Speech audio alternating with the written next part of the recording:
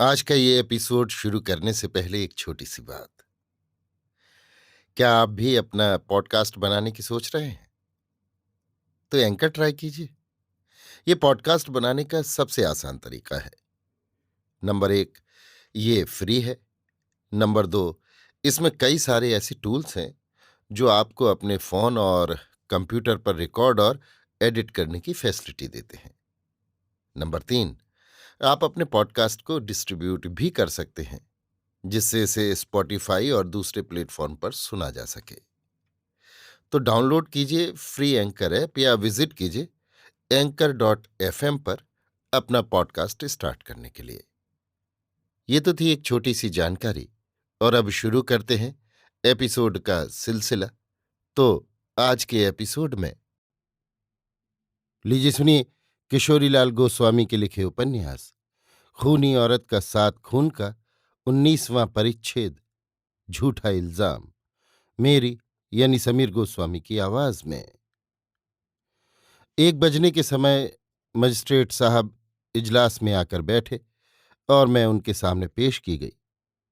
मैंने अपनी जिंदगी में पहले ही पहल कचहरी और इजलास देखे थे, इसलिए यहां पर मैं उसका कुछ हाल लिखती। पर अदालत कचहरी बहुतेरों की देखी हुई चीज है, इसलिए उसका वर्णन न करके अब मैं आगे बढ़ती हूं। हाकिम एक खूब ऊंचे तख्त के बीचों बीच रखी हुई कुर्सी पर बिराजे और उनके बगल में लाल पगड़ी बांधे पेशकार बैठे थे। मैं उनके सामने, परंतु कुछ दूर दीवार से सटे हुए एक कटघरे में ले जाकर खड़ी की गई थी, और उस कटघरे के बाहर मेरे अगल बगल 2 कांस्टेबल खड़े हुए थे। इन कांस्टेबलों में दयावान रघुनाथ सिंह या शिवराम तिवारी न थे, वरन कोई और ही थे। अस्तु, जब हाकिम अपना कुछ और जरूरी काम कर चुके, तब कोतवाल साहब ने उस तख्त के पास जा और हाकिम को संबोधन करके यों कहा, हुजूर, दौलतपुर में 5 और रसूलपुर में 2 खून जिस नौजवान लड़की ने किए हैं, वो हजरत के सामने पेश की गई है।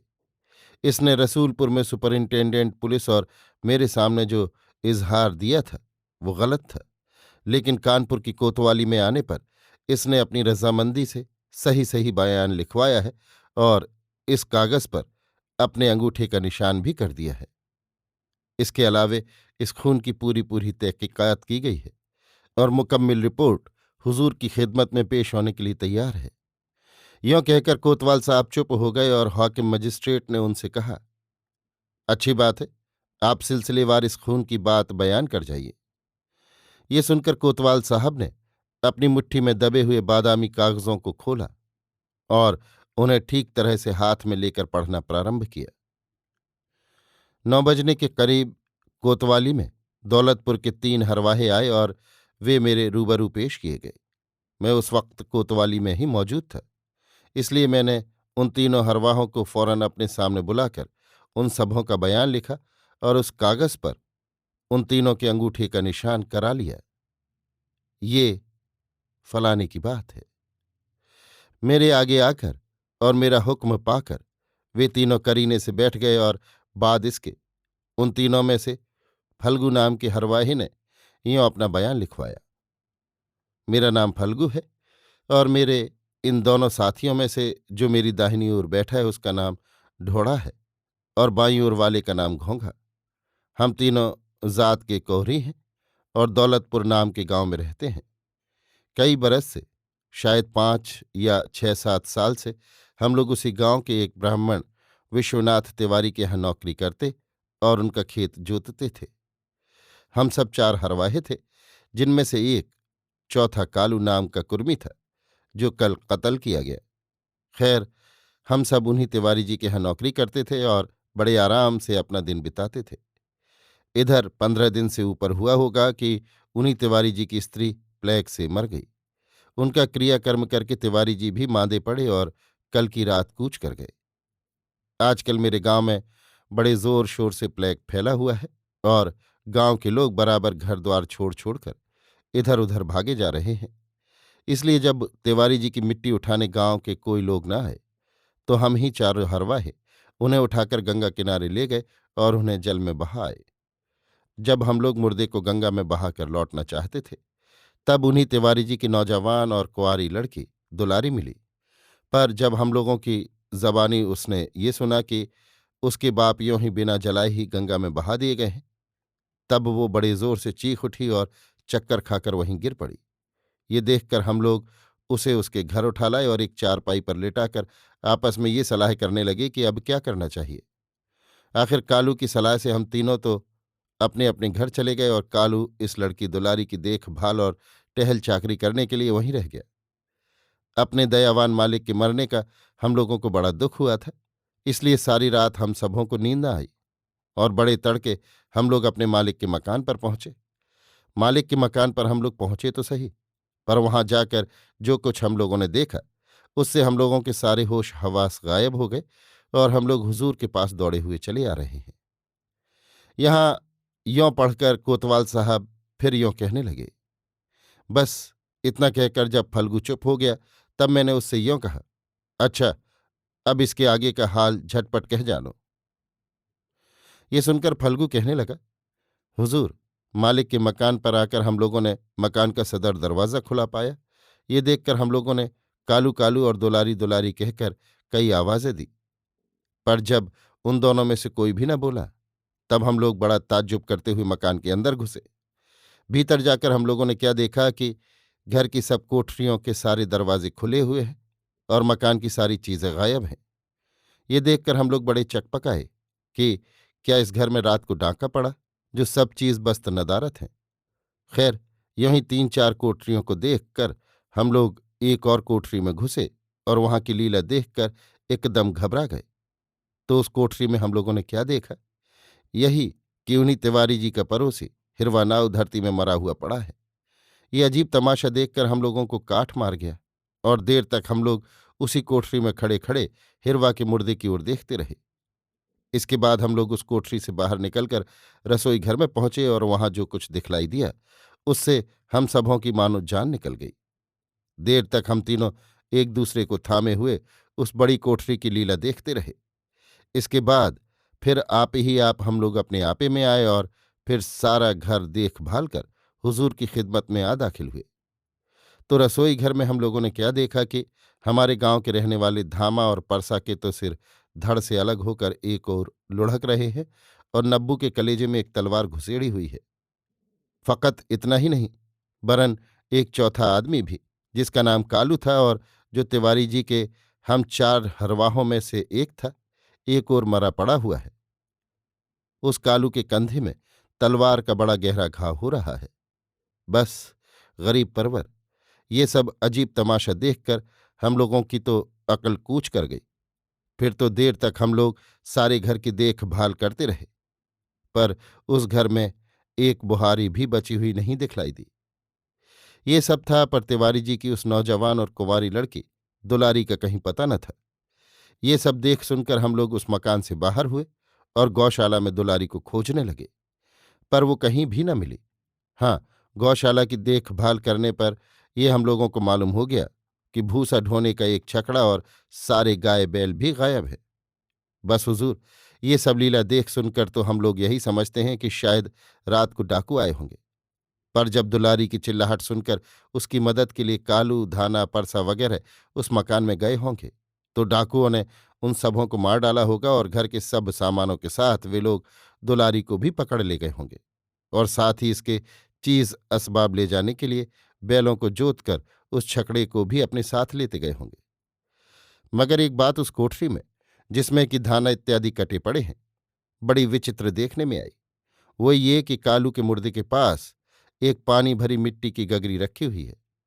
उस गगरी के देखने से हुजूर ये बात भली भांति समझ लेंगे कि वहां पर वो गगरी लड़ाई झगड़े के होने के पहले कभी भी न रही होगी, बल्कि बाद को पहुंचाई गई होगी। तो उस गगरी को उस घर में कौन ले गया, ये बात हम लोग नहीं जानते। फकत इतना ही नहीं, वरन उस कोठरी में और उस कोठरी के बाहर भी कई एक कदम तक खून से भरे हुए दुलारी के पैर के निशान मौजूद हैं। इससे ये मालूम होता है कि धाना वगैरह के मरने के बाद भी दुलारी उस घर में मौजूद थी। हुजूर, दुलारी के पैर के निशान हम लोग अच्छी तरह पहचानते हैं, लेकिन दुलारी के पैर के निशान वहां कैसे बने, क्या वो उन सबों के मरने के बाद भी उस घर में मौजूद थी? एक बात हुजूर से और अर्ज कर देनी है, वो ये कि अब उस कोठरी और उसके बाहर हम लोगों के भी पैर के दाग पड़ गए हैं, क्योंकि हम लोग धड़धड़ाते हुए उस कोठरी में घुस गए थे। इसलिए वहां पर फैले हुए खून में हम लोगों के पैर डूब गए थे। सो उस कोठरी में और उसके बाहर भी हम लोगों के पैर के निशान अब पड़ गए हैं। पीछे हम लोगों ने बाहर आंगन में आकर अपने अपने पैर धो डाले हैं। बस गरीब परवर, यही तो वहां का हाल है, जिसकी रिपोर्ट लिखाने हम लोग हुजूर की खिदमत में हाजिर हुए हैं। यहाँ पर इतना और भी अर्ज कर देना मुनासिब होगा कि उस वारदात की रिपोर्ट लिखाने जब हम लोग वहां से चलने लगे, तब पहले हिरवा की माँ हुलसिया के घर गए थे। पर वहां जाकर हुलसिया को हम लोगों ने बुखार में बेसुध पाया और हिरवा की जोरू को घर पर मौजूद न पाया। बस बंदे नवाज, हम लोगों का यही बयान है जो ठीक ठीक लिखाया गया है। इसके अलावे उस खून या डकैती के मामले में हम लोग और कुछ भी नहीं जानते। यहां यों पढ़कर कोतवाल साहब ने हाकिम से यों कहा, बंदे नवाज, उन तीनों हरवाहों के दिए हुए इस इजहार को कलमबंद कर और इस पर उन तीनों के अंगूठे की छाप लेकर उन तीनों को तो बेड़ी हथकड़ी भर दी गई और पुलिस के अफसर सुपरिंटेंडेंट साहब को टेलीफोन से इस वारदात की खबर दी गई। इसके जवाब में उन्होंने यों कहा कि दौलतपुर चलने का काफी इंतजाम करो, मैं अभी आता हूं। गरज आध घंटे के अंदर सुपरिंटेंडेंट साहब आ गए और उनके हुक्म बामुजिब 8 कांस्टेबलों के पहरे में फल्गू, ठोड़ा और घोंघा को साथ लेकर हम लोग गाड़ियों पर सवार होकर दौलतपुर की तरफ रवाने हुए। रास्ते में मैंने साहब बहादुर को फल्गू के दिए हुए इजहार को सुना दिया था। उसे सुन और फल्गू वगैरह से उसकी तस्दीक कराकर जनाब सुपरिंटेंडेंट साहब बहादुर ने उस कागज पर अपना दस्तखत कर दिया है और मेरी भी उस पर सही हो रही है। खैर, हम लोग दोपहर होते होते उस गांव में पहुंच गए और विश्वनाथ तिवारी के मकान पर जाकर अच्छी तरह उस घर की देखभाल की गई। वाकई हुजूर, उस घर की उस वक्त वैसी ही हालत थी जैसी कि फल्गू ने अपने बयान में बतलाई थी। फिलहकीकत घर की हालत देखने से यही यकीन होता था कि रात को जरूर इस मकान में डाका पड़ा है। मगर खैर, वे पांचों मुर्दे तो पुलिस की निगरानी में कारोनर की जांच के लिए कानपुर रवाने किए गए और हम लोग उस खून की तहकीकात करने लगे।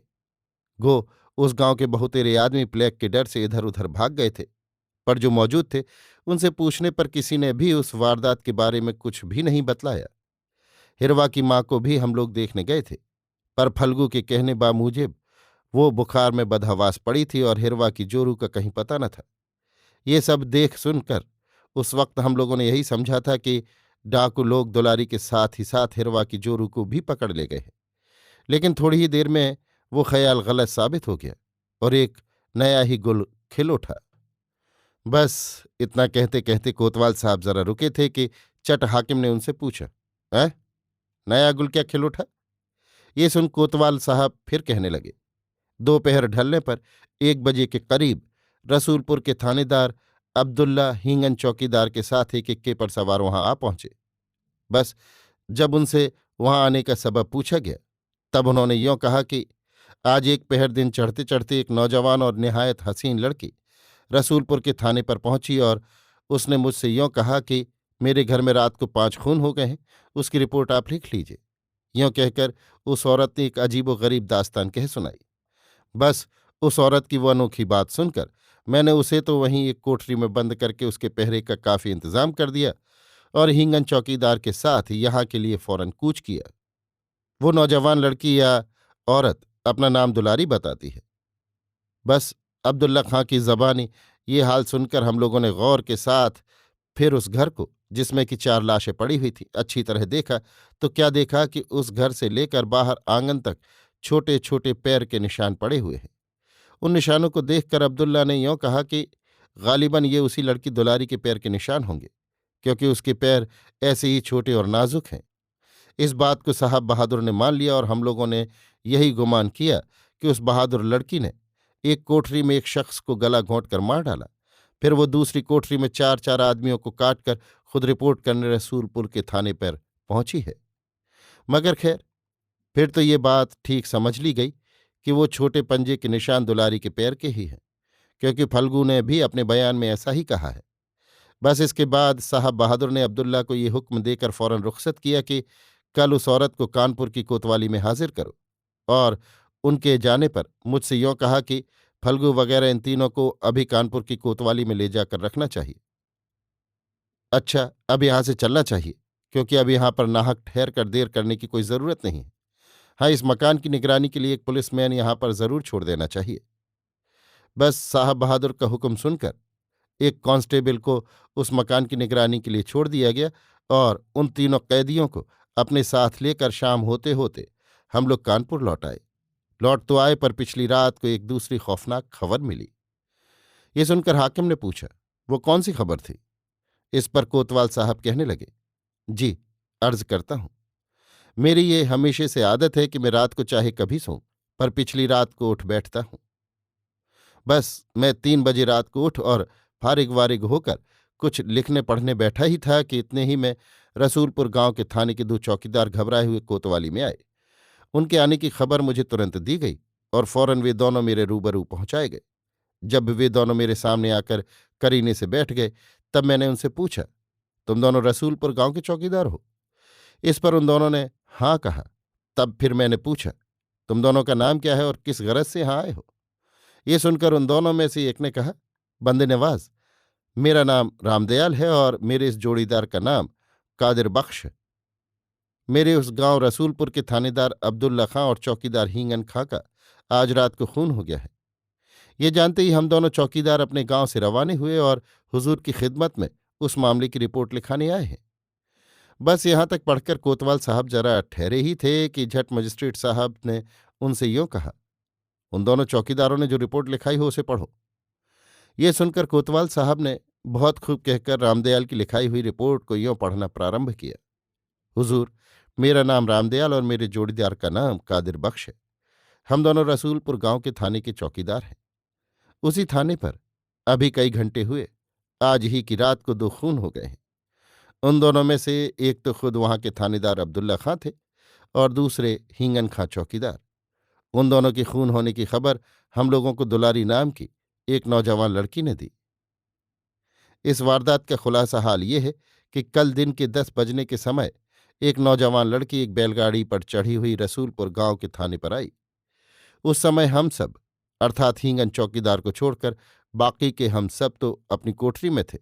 सिर्फ हींगन चौकीदार थानेदार के पास था। सो जब वो लड़की थाने पर पहुंची, तब पहले उसकी बातचीत हींगन के साथ हुई थी। इसके बाद वो थानेदार के सामने गई थी। ऐसा ही हम लोगों ने हींगन चौकीदार की जबानी सुना था। पर उस लड़की या औरत की हींगन या थानेदार अब्दुल्ला के साथ क्या क्या बातचीत हुई थी, इसे हम लोग नहीं जान सके, क्योंकि उस वक्त हम लोग वहां पर मौजूद न थे। हाँ, कुछ देर के बाद जब थानेदार ने उस लड़की को कैद वाली कोठरी में बंद कर दिया, तब हम लोगों को बुलाकर ये हुक्म दिया कि ये लड़की दौलतपुर नाम के गांव से आई है और अपने घर में 5 खून हो जाने की बात कहती है। इसलिए मैं तो अभी हींगन चौकीदार के साथ इसके गांव पर उन खूनों की तहकीकात करने के लिए जाता हूं और तुम सबों को ये हुक्म दिए जाता हूं कि पारी पारी से 2-2 चौकीदार इस खूनी औरत की खूब मुस्तैदी के साथ खबरदारी करना। बस इतना कहकर थानेदार अब्दुल्ला खां तो हींगन चौकीदार के साथ उसी औरत की बैलगाड़ी पर सवार होकर दौलतपुर गांव की ओर चले गए और हम 2 चौकीदार यानी मैं, रामदयाल मिश्र और दियानत हुसैन चौकीदार उस दुलारी नाम की औरत की चौकसी करने लगे। फिर जब रात को एक इक्के पर चढ़े हुए हींगन चौकीदार के साथ अब्दुल्ला खां लौट आए और खाना वाना खाकर शराब पीने लगे, तब उन्होंने हींगन को छोड़कर बाकी के हम सब चौकीदारों को अपने सामने बुलाकर ये हुक्म दिया कि अब तुम सब अपनी कोठरी में जाकर आराम करो, क्योंकि अब मैं उस कैदी औरत का इजहार लूंगा और उससे उन खूनों को कबूल कराऊंगा। इसमें मुमकिन है कि वो औरत खूब शोरगुल मचावे, मगर तुम लोग उसकी चीख या चिल्लाहट सुनकर यहाँ हरगिज मत आना और अपनी कोठरी में ही रहना। यहाँ मेरे पास सिर्फ हींगन रहेगा। बस थानेदार साहब का ऐसा हुक्म सुनकर हम सब चौकीदार अपनी कोठरी में चले गए और आग सुलगा कर बैठे हुए आपस में तरह तरह की बातचीत करने लगे। फिर बड़ी देर के बाद जब उसी औरत ने हम लोगों के पास आकर अब्दुल्ला और हींगन के खून होने की बात कही, तब हम लोगों ने मारे घबराहट के उस औरत को तो अपनी ही कोठरी में बंद कर दिया और दौड़े हुए जाकर क्या देखा कि थानेदार वाली कोठरी में तख्त के ऊपर अब्दुल्ला का धड़ पड़ा हुआ है। सिर उसका कोठरी की धरती में लुढ़क रहा है। हींगन भी उसी तख्त पर मरा हुआ पड़ा है और उसके कलेजे में तलवार भोंकी हुई है। ये अजीब तमाशा देखकर हम लोग बड़े घबरा गए, पर फिर आपस में सलाह करके 4 चौकीदारों को तो उस औरत की निगरानी के वास्ते वहीं छोड़ दिया और मैं, रामदयाल, अपने जोड़ीदार कादिर बख्श के साथ उस वारदात की रिपोर्ट करने यहाँ हुजूर की खिदमत में आकर हाजिर हुआ। उस औरत दुलारी ने तो हम सबों से ये बात कही है कि मेरे खातिर अब्दुल्ला और हींगन आपस में कट मरे हैं, पर अब हम लोग ये नहीं कह सकते कि असल बात क्या है। यानी वे दोनों आपस में लड़ झगड़ कर खुद कट मरे हैं, या अपनी इज्जत आबरू बचाने की नीयत से उस औरत ने ही किसी ढब से उन दोनों को मार डाला है। ये बात तो फकत परमेश्वर ही जान सकता है। हुजूर, रसूलपुर थाने पर हम सब 8 चौकीदार थे, जिनमें से करीमन नाम का एक चौकीदार आज 5 दिन हुए 15 दिन की छुट्टी लेकर अपने घर गया है और हींगन मारा ही गया है। बस हम लोग सिर्फ 6 चौकीदार वहां पर हैं। बस बंदे नवाज, उन दोनों खूनों के बारे में जो कुछ हम लोग जानते थे उसकी रिपोर्ट हुजूर की खिदमत में लिखवा दी गई। बस यहां तक पढ़कर कोतवाल साहब मजिस्ट्रेट साहब से फिर यूं कहने लगे, बस हुजूर, उन दोनों चौकीदारों के उस बयान के लिख जाने पर उस कागज पर उन दोनों के अंगूठे की छाप ले ली गई और इस नई वारदात की खबर जनाब सुपरिंटेंडेंट साहब बहादुर को फौरन टेलीफोन के जरिए दी गई। उस खबर के पाते ही वे फौरन कोतवाली में आए और रामदयाल और कादिर बख्श के उस बयान की तस्दीक कर उस पर खुद दस्तखत करके मुझसे भी उस पर सही करा ली। फिर हम लोग गाड़ियों पर सवार होकर रसूलपुर गांव पहुंचे और रामदयाल की बतलाई हुई कोठरी में हम लोगों ने उस औरत को बंद पाया। वो उस कोठरी का दरवाज़ा अंदर से बंद करके जंगलेदार खिड़की के आगे बैठी हुई थी, पर साहब बहादुर के कहने से फौरन वो उठी और कुंडी खोलकर उस कोठरी से बाहर हुई। तब साहब बहादुर के हुक्म से मैंने उसके हाथों में हथकड़ी भर दी। इसके बाद साहब बहादुर के हुक्म से उसने अपना जो बयान वहां पर लिखवाया था वो मेरे पास मौजूद है। उस कागज पर उस औरत के अंगूठे के निशान है और साहब बहादुर व मेरी भी सही है। सिर्फ इतना ही नहीं, बल्कि उस कागज पर वहां के मौजूदा 6 चौकीदारों के अंगूठे के भी निशान साहब बहादुर ने करा लिए हैं। इन 6 मौजूदा चौकीदारों के नाम ये हैं: पहला रामदयाल मिसिर, दूसरा दयानत हुसैन, तीसरा कादिर बख्श, चौथा मन्नन दुबे, पांचवां गजाधर पांडे, छठवां माता दीन तिवारी। इन 6 के अलावे वो 7वां चौकीदार करीमन छुट्टी लेकर अपने घर गया हुआ है। 8वां चौकीदार हींगन मारा ही गया है। बस इस तरह उस गांव पर कुल 8 चौकीदार थे, जिनमें से इस वक्त वहां पर 6 चौकीदार मौजूद हैं और अब्दुल्ला थानेदार की जगह पर कानपुर की कोतवाली से मदारी लाल नाम का एक हेड जमादार, जो पढ़ा लिखा हुआ भी है, तब तक के लिए वहां भेज दिया गया है जब तक कि कोई दूसरा इंतजाम न होवे। बस यहां तक पढ़कर जब कोतवाल साहब चुप हुए तब मजिस्ट्रेट साहब ने उनसे कहा, अच्छा, अब इस औरत यानी दुलारी के उस इजहार को पढ़िए जो इसने रसूलपुर के थाने पर दिया था।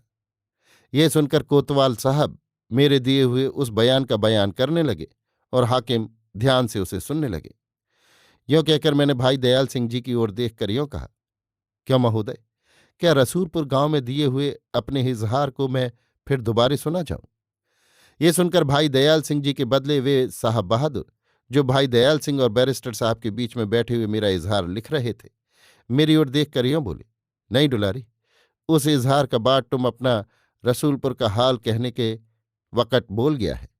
इस वास्ते अब दोबारा उस बात का कहने का कोई जरूरत नहीं है। इस पर मैंने फिर यों पूछा, खैर, तो मेरे रसूलपुर गांव में दिए हुए इजहार के पढ़ने के बाद कोतवाल साहब ने वहां के चौकीदार रामदयाल वगैरह के इजहार को पढ़कर हाकिम को सुनाया था। उस इजहार की बात भी मैं आपके सामने अपनी कहानी के सिलसिले में सुना गई हूं, इसलिए अब उसके लिए क्या हुक्म होता है? साहब बहादुर ने इस पर यों कहा, ठीक बात है, अब उस इजहार के सुनाने का कोई काम नहीं है। इस वास्ते अब तुम अपना वो इजहार सुनाओ जो कानपुर की कोतवाली में कोतवाल साहब के आगे दिया था। ये सुनकर मैंने कहा, साहब, मैंने कोतवाल साहब के आगे कोतवाली में आने पर अपना कोई इजहार नहीं लिखाया था, बल्कि उन्होंने जो एक कोरे कागज पर जबरदस्ती मेरे अंगूठे का निशान ले लिया था, उस पर अपने मन मानता मेरा बयान खुद लिख लिया था। ये बात मैं अभी आपके आगे कह गई हूं। साहब ने कहा, हाँ, ठीक बात है। अच्छा, अब तुम वही बयान बोलो।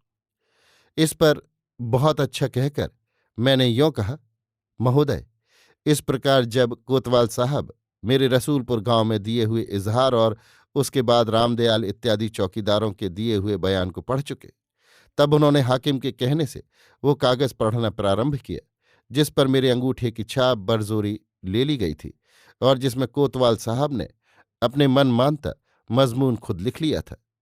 उस इजहार की नकल ये है।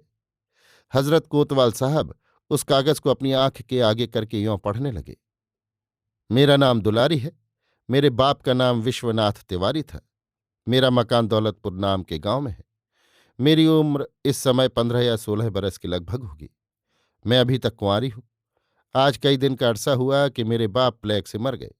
इसके कुछ ही दिन पहले मेरी मां मर चुकी थी।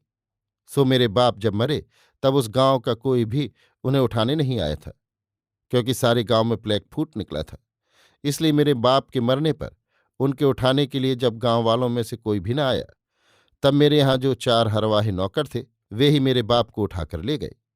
ये देखकर मैं भी उन सबों के पीछे पीछे दौड़ी गई। पर जब मैं गंगा किनारे पहुंची तो मैंने क्या देखा कि वे चारों गांव की ओर लौट रहे हैं। ये देखकर जब मैंने उन सबों से यों पूछा कि तुम लोगों ने मेरे पिता का क्या किया, तो इस पर उन सबों ने यों जवाब दिया कि उन्हें हम लोगों ने गंगा में बहा दिया। ये सुनते ही मैं उसी जगह चक्कर खाकर गिर गई। पर जब मुझे होश हुआ तो मैंने अपने तईं अपने घर में एक चारपाई पर पड़े हुए पाया। ये देखकर मैं उठ बैठी। इतने ही में मेरी कोठरी में मेरा पड़ोसी हिरवानाऊ आया और वो मुझसे बुरी बुरी बातें कहकर वाहिया छेड़छाड़ करने लगा। उसकी ऐसी ढिठाई देखकर मैं जल भुनकर खाक हो गई और उसे अपने यहाँ से चले जाने के लिए बार बार कहने लगी। लेकिन इतने पर भी जब वो ना माना और ज्यादा हाथ पैर बढ़ाने लगा, तब तो मैं मारे गुस्से के आपे के बाहर हो गई और उसे धरती में पटक कर उसकी छाती पर चढ़ बैठी। इसके बाद फिर तो मैंने ऐसे जोर से उसका गला भींचा कि वो आखिर मर ही गया। जब मैंने इस बात का यकीन कर लिया कि अब ये कमबख्त मर गया होगा, तब मैं उसके गले को छोड़कर उसकी छाती पर से हटी। फिर दिया लेकर जब मैंने अच्छी तरह से उसे देखा तो सचमुच मुर्दा पाया। ये देख और दिया आले पर रखकर मैं उस कोठरी से बाहर हुई और एक दूसरी कोठरी में जाकर टहलने लगी। उस समय मुझे ऐसा जान पड़ा मानो मेरे घर में कई आदमी घुसे आपस में कुछ कानाफूसी कर रहे हैं। ये जानकर मैं जरा डर गई, पर फिर तुरंत ही मैंने अपना जी कड़ा कर और अपने हरवाहों का नाम लेकर उन्हें पुकारना शुरू किया। मेरे 4 हरवाहे थे और उनका नाम ये था, पहला फल्गु, दूसरा ढोंडा, तीसरा घोंगा, चौथा कालू। बस इन्हीं चारों का नाम लेकर बार बार मैं पुकारने लगी। उस समय तो मेरी पुकार पर कोई न भूला, पर थोड़ी ही देर में 4 आदमियों ने मेरी कोठरी में आकर मुझे घेर लिया और मुझसे बहुत ही गंदी गंदी बातें कहनी शुरू की। ये रंगढंग देखकर पहले तो मैं बहुत ही डर गई, पर फिर कुछ सोच साच कर मैंने अपने जी को पोढ़ा किया और उन सबों से यो कहा, अच्छा, तुम सबों की बातें मुझे मंजूर हैं, इसलिए तुम सबों में से 3 आदमी तो यहीं रहो और एक मेरे साथ दूसरी कोठरी में चलो। ये सुनकर उन चारों पापियों में से 3 तो उसी कोठरी में रहे और चौथा, जिसका नाम धाना था, मेरे साथ हुआ। उसे मैं रसोई घर में ले गई। वहां जाकर मैंने अपने बाप की तलवार, जो मेरे पास थी, हाथ में लेकर इस जोर से उसकी गर्दन पर मारी कि वो बिना चूं किए ही रुंड मुंड होकर धरती में गिर गया। ये हाल देखकर एक बेर तो मैं कांप उठी, पर फिर धीरे धीरे अपने जी की धड़कन दूर कर और कुछ देर ठहर कर मैंने वहीं से परसा को आवाज दी। मेरी पुकार सुनते ही वो तुरंत उस कोठरी के दरवाजे पर आया और कोठरी में अंधेरा देखकर बोला, दिया बुझा दिया क्या? इस पर मैंने हाँ कहा। इस पर फिर वो बोला, धाना कहाँ गया? इसका मैंने यो जवाब दिया कि वो बाहर गया है, बस अब तुम जल्द भीतर आओ और अपना काम करके बाहर चले जाओ।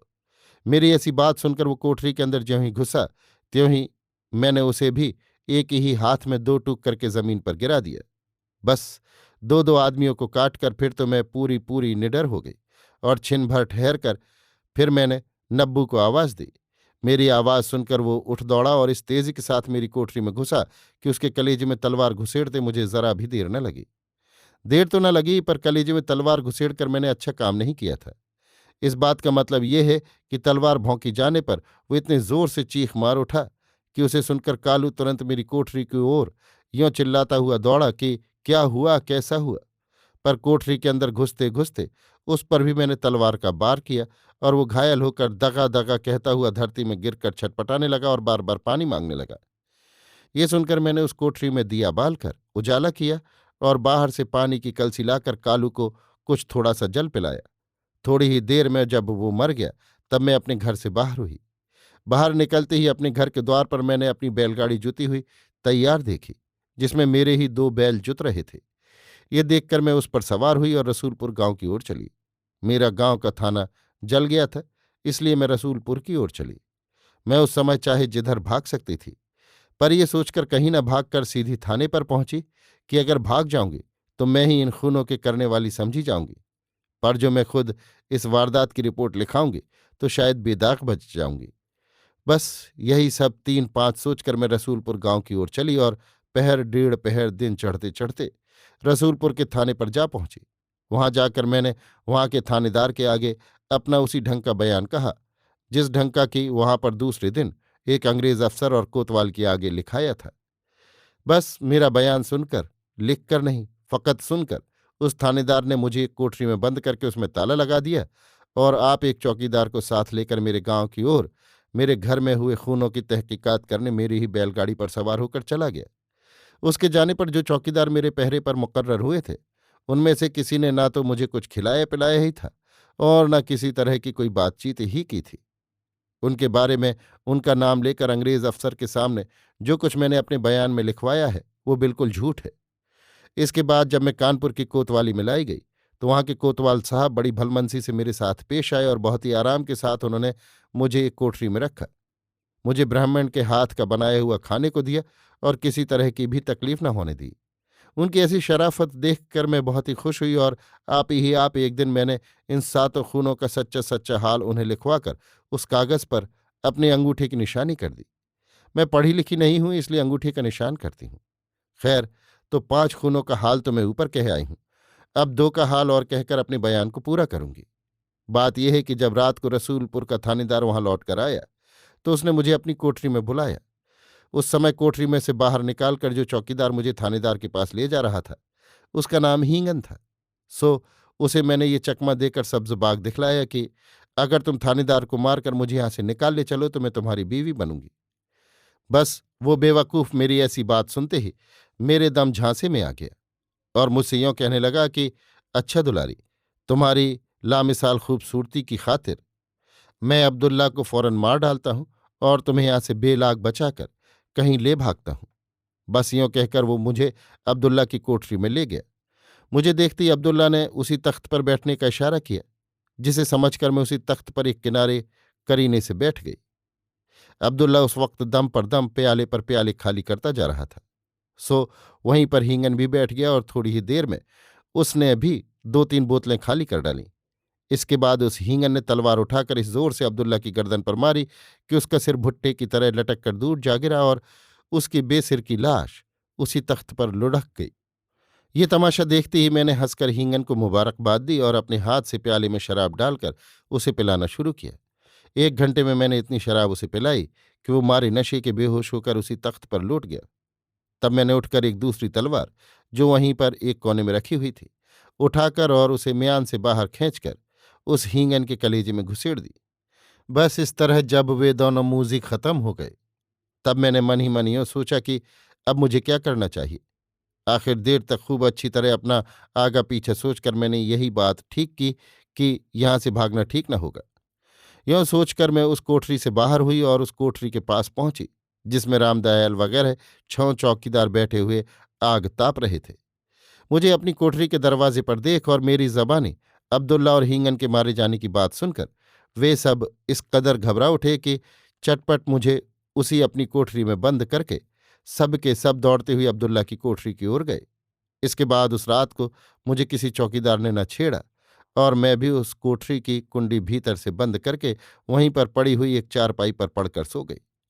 सुबह जब दियानत हुसैन नाम के चौकीदार ने मुझे जगाया तब मेरी नींद खुली और मैं चारपाई पर से उठकर उसी कोठरी में की एक खिड़की के आगे एक मूढ़ा रखकर उसी पर बैठ गई। थोड़ी देर के बाद मैंने एक भरी हुई बंदूक और एक तलवार लेकर अपने मूढ़े के अगल बगल खड़ी कर ली थी। कुछ दिन निकलने पर जब एक अंग्रेज अफसर ने मेरी कोठरी के आगे आकर मुझे कुंडी खोलकर बाहर निकलने को कहा, तब मैं बाहर निकली और निकलती ही मेरे हाथों में कानपुर के कोतवाल साहब ने हथकड़ी भर दी। इसके बाद उन साहब बहादुर ने मेरा बयान लिया, जिसे कोतवाल साहब ने लिखा। वो बयान मैंने ठीक नहीं लिखवाया था, इसलिए कानपुर की कोतवाली में आने पर अपनी रजामंदी से मैंने ये बयान कोतवाल साहब को सही सही लिखा दिया और इस पर अपने अंगूठे की छाप भी कर दी। यों कहकर सत्यव्रत कोतवाल साहब ने उन बादामी रंग के कागजों को पेश करके हाथ में दे दिया और यों कहा कि इन कागजों में इन खूनों की पूरी पूरी तहकीकात की कुल कार्रवाई दर्ज है और ये खूनी औरत 7 खून करने के जुर्म में हुजूर के रूबरू पेश है। अभी आप सुन रहे थे किशोरीलाल गोस्वामी के लिखे उपन्यास खूनी औरत का 7 खून का 19वां परिच्छेद, झूठा इल्जाम, मेरी यानी समीर गोस्वामी की आवाज में।